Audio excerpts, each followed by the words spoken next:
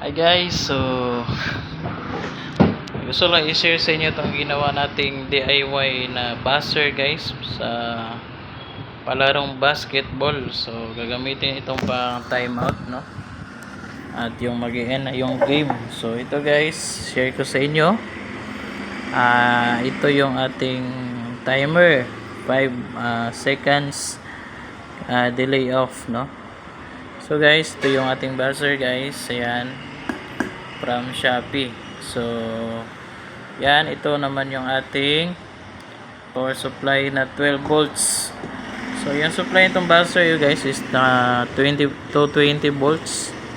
At yung ating DIY na 5 volts delay, no?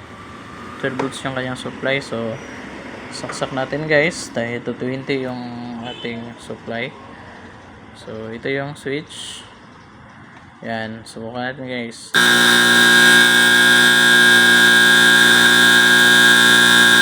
Yan, so after ng 5 seconds guys is automatic na ka-cut off yung supply ng ating buzzer. So maganda ito guys sa basketball, no? Sa pagka time out, no?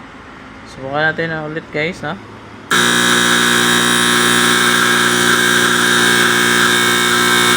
Yan, so 5 volts delay. 5 volts 5 seconds pala guys. So yun na guys, maraming salamat.